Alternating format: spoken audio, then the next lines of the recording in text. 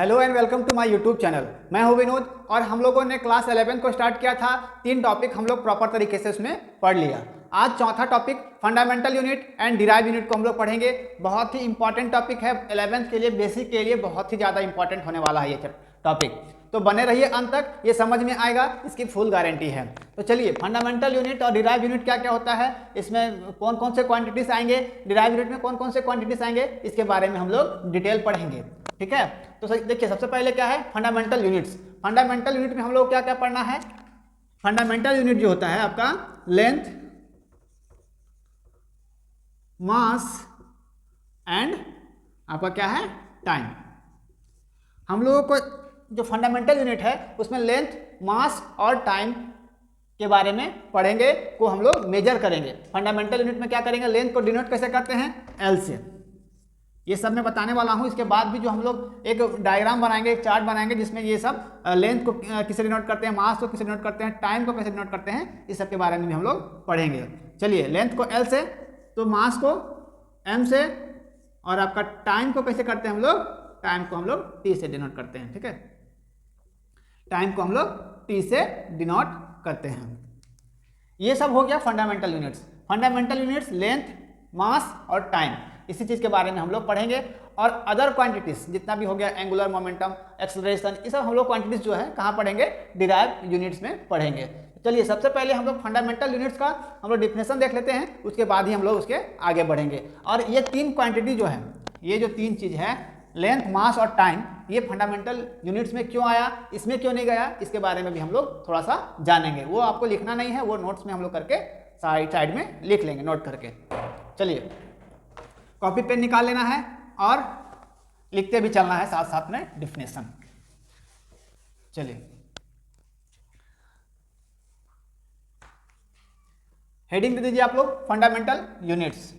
सिर्फ अभी हम लोग इतना पढ़ रहे हैं। ठीक है, the units of measurement, the units of measurement of length,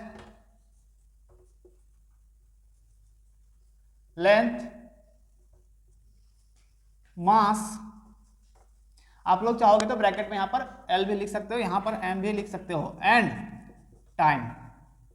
time को हम लोग डिनोट कैसे करते हैं, T से।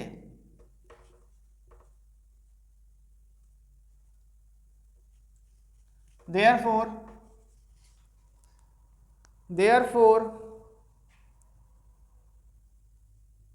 या फिर are called, therefore called fundamental units. Fundamental units, ठीक है, ये है इसका definition. The units of measurement of length, length को हम लोग कैसे डिनोट करते हैं, एल से डिनोट करते हैं। तो फंडामेंटल यूनिट्स में क्या आ गया आपका, measurement of length, length L, mass M और टाइम टी। मेजरमेंट ऑफ क्या, length, mass and time. Therefore called, therefore are called भी कर सकते हो, यहां पर आर कॉल्ड फंडामेंटल यूनिट्स। ये हो गया इसका डिफिनेशन। तो चलिए थोड़ा सा इसके बारे में जान लेते हैं, 1-2 पॉइंट जानेंगे। आप लोग साइड में करके नोट करके लिख लोगे कि ये जो आपका लेंथ है, मास है और टाइम है, ये तीनों फंडामेंटल यूनिट्स में ही क्यों आया। ऐसा भी तो था, ये जो 3 क्वांटिटी है, लेंथ, मास और टाइम, डिराइव यूनिट में जाए, ऐसा नहीं है। तो इसके लिए ये क्यों इसमें आया, चलिए हम लोग इसको जान लेते हैं। ठीक है, तो आप लोग साइड में करोगे नोट्स, इसको आप लोग राइट डाउन कर लोगे। चलिए, इसको हम अभी रफ कर देते हैं। ये तो हो गया फंडामेंटल यूनिट का प्रॉपर डिफिनेशन। ठीक है, अब हम लोग क्या करते हैं, नोट, कि ये सब आप लोगों को ये नोट्स में नहीं ऐड करना है, साइड में आप लोग कहीं भी उसके बगल में नोट करके लिख लो। ठीक है, तो ये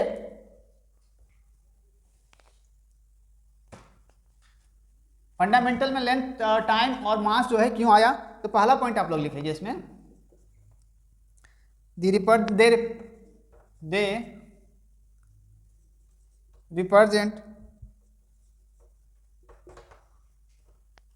our basic scientific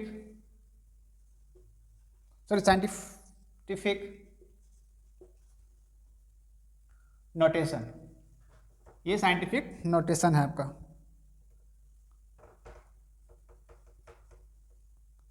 नोटेशन, ये एक साइंटिफिक नोटेशन है आपका।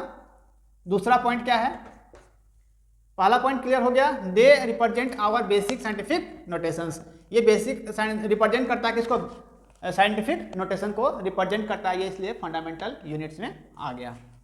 दूसरा point, length, mass and time. Length, mass and time can not be obtained, can not B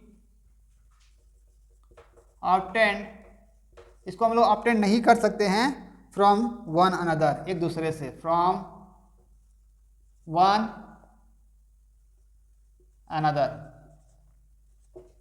एक दूसरे से इसको हम लोग ऑब्टेन नहीं कर सकते हैं। ये दो पॉइंट हम लोगों ने जान लिया। आप लोग के समझने के लिए ये पॉइंट्स था जो आई होप आप लोगों को समझ में आया होगा। They represent our basic scientific notations, ये रिप्रेजेंट करता है बेसिक साइंटिफिक नोटेशंस को। Length, mass and time can not be obtained, ये ऑब्टेन नहीं करता है फ्रॉम वन अदर से, एक दूसरे से ऑब्टेन नहीं कर सकते इसको, ठीक है। ये दो पॉइंट हो गया। चलिए अब हम लोग पढ़ते हैं डिराइव यूनिट्स में। तो आई होप फंडामेंटल यूनिट आप लोगों को समझ में आया होगा। इसके बाद अब चलिए अगला हेडिंग लिख लिए, डिराइव्ड यूनिट्स। समझ में आ रहा है या नहीं आ रहा है आप लोग कमेंट करते रहोगे, है ना। और कोई दिक्कत हो तो मेरे व्हाट्सएप ग्रुप पर भी आप लोग ऐड होकर के डाउट अपना क्लियर कर सकते हो, ठीक है। तो चलिए अब आप लोग हेडिंग दे दीजिए डिराइव यूनिट का, ठीक है। डिराइव यूनिट का आप लोग हेडिंग दे दीजिए। फंडामेंटल यूनिट आप लोगों को क्लियर हो गया होगा, तो डिराइव यूनिट देखिए अब बचा हुआ जितना भी क्वांटिटीज है, फिजिकल क्वांटिटीज है, मास, लेंथ और टाइम को छोड़ करके, मास, लेंथ और टाइम को छोड़ करके बाकी जितना भी क्वांटिटीज, फिजिकल क्वांटिटीज बचा हुआ है, इसको हम लोग डिराइव यूनिट्स में करेंगे। चलिए पहले अब हम लोग इसका डिफिनेशन जान लेते हैं, उसके बाद ही हम लोग क्या करेंगे, कौन कौन सा इसमें पार्ट आएगा, कौन कौन सा फिजिकल क्वांटिटीज आएगा डिराइव यूनिट में, वो हम लोग इसमें मेंशन करेंगे, ठीक है। ये था बेसिक डिफिनेशन जो आप लोग को आना चाहिए, यहीं से आपका स्टार्ट होता है। बहुत ही इंपॉर्टेंट चीज़ है ये, आपको ये लाइफ टाइम काम देगा, या फिर जब भी आपको ऑब्जेक्टिव एग्जाम्स दोगे, ऑब्जेक्टिव क्वेश्चंस को सॉल्व करने में बहुत ये हेल्प करेगा आगे तक भी। जब भी आप रिसर्च में भी जाओगे, एग्जाम दोगे सबका, तो भी आपको ये सब ये जो है आपका डायमेंशनल फार्मूला ये सब पूछा जाएगा, तो यहीं से स्टार्ट होता है ये सब, ठीक है। चलिए, the units of measurement, the units of measurement, the units of measurement of all other physical quantity, other physical quantity, quantities, quantity हम लोग नहीं लगा सकते क्योंकि यहाँ पर बहुत सारे फिजिकल क्वांटिटीज आ जाएंगे, है ना। Which can be obtained from, which can be obtained from fundamental units. Fundamental units are called derived unit. Derived unit. The unit of measurement of all other physical quantities which can be obtained from fundamental units are called derived unit. देखिए other physical quantities कौन कौन से quantities हैं, एक इसका example लिख लेते हैं, ठीक, कैसे बनेगा डिराइव यूनिट। देखिए तो एक फॉर्मूला आप लोग जानते होंगे स्पीड का। मान लिया जाए स्पीड का जो फॉर्मूला है, जल्दी से बताओ, कमेंट करो, स्पीड का फॉर्मूला क्या होता है, जल्दी से। स्पीड का फॉर्मूला क्या होता है, distance by time, distance per unit time. Speed का फॉर्मूला क्या हो गया, डिस्टेंस बाय टाइम। तो डिस्टेंस को हम लोग कैसे डिनोट करते हैं, डिस्टेंस को मान लिया जाए कि यहाँ से लेकर के यहाँ तक का दूरी हम लोग कैसे, तो मीटर में, ठीक है। यहाँ पर डिस्टेंस को हम लोग करेंगे मीटर में, और टाइम को हम लोग कैसे डिनोट करेंगे, टाइम को सेकेंड में। टाइम को कैसे मेजर करेंगे, तो टाइम को सेकेंड में हम लोग मेजर करेंगे, ठीक है। तो यहाँ पर जो आपका डिराइव यूनिट का फॉर्मूला आएगा वो आएगा मीटर पर सेकेंड, ठीक है, ये एस ऊपर जाएगा तो पर सेकेंड में हो जाएगा माइनस में, ठीक है। तो ये हो जाएगा स्पीड का एक एग्जाम्पल हो गया ये मीटर पर सेकेंड वाला, ठीक है। तो चलिए अब इसमें कौन कौन सा फिजिकल क्वांटिटीज आएगा, अब इसमें कौन कौन सा फिजिकल क्वांटिटीज आएगा वो भी हम लोग जान लेते हैं, ठीक है। तो फिजिकल क्वांटिटीज कौन कौन सा होगा, यहाँ पर एग्जाम्पल आप लोग लिख लोगे। फोर्स, पहला हो गया फोर्स, दूसरा हो गया पावर, एनर्जी, और क्या हो गया मोमेंटम, एनर्जी, मोमेंटम, और क्या हो गया डेंसिटी, डेंसिटी। अब इटी से कर दीजिए। अब जितना भी फिजिकल क्वांटिटी है इसी के अंडर में आएगा, इसी के जितना देखिए यहाँ अदर फिजिकल क्वांटिटीज, जितना भी अदर फिजिकल क्वांटिटीज है जहाँ जो ऑब्टेन करते हैं हम लोग कहाँ फंडामेंटल यूनिट से, वो सब आएगा आपका डिराइव यूनिट में। ऐसे ही हम लोगों को बनाना है तो आप लोगों को सारा फॉर्मूला आना चाहिए। तो मास को हम लोग देखिए मैं बता दे रहा हूँ एक बार, ये जो फंडामेंटल यूनिट्स दिया हुआ है और डिराइव यूनिट्स यहाँ पर देख लीजिए, ठीक है। मास का हो जाएगा किलोग्राम, मास को हम लोग कैसे, मास का क्या हो जाएगा आपका किलोग्राम, और उसका सिंबल क्या हो जाएगा केजी, और लेंथ का क्या हो जाएगा मीटर, टाइम का सेकेंड, टेम्परेचर का क्या लिखा हुआ है एम्पियर, ए यहाँ स्पेलिंग गलत हुआ है, एम्पियर ए, और टेम्परेचर सॉरी कैल्विन, टेम्परेचर को हम लोग कैल्विन में के से, और इलेक्ट्रिक करंट को आपका एम्पियर में, जिसको हम लोग डिनोट करेंगे ए से। अब जो ये सब क्वांटिटी ऑफ मैटर उसको हम लोग मोल से डिनोट करेंगे। ये आ जाएगा आपका फंडामेंटल यूनिट्स के अंडर में। तब इसके बाद जो है आपका डिराइव यूनिट में, डिराइव यूनिट में फोर्स का हो जाएगा न्यूटन। ये सब जो आपका सिंबल है, सिंबल आप लोग याद करके रखोगे तभी हम लोग आगे इसमें बढ़ पाएंगे। तो इसके बाद हम लोग जो पढ़ेंगे वो क्या है डायमेंशनल फार्मूला पढ़ेंगे। तो देखिए फंडामेंटल यूनिट और डिराइव यूनिट आप लोगों को क्लियर हो गया होगा। फंडामेंटल यूनिट में कौन कौन से आएंगे, तो मास, लेंथ एंड टाइम।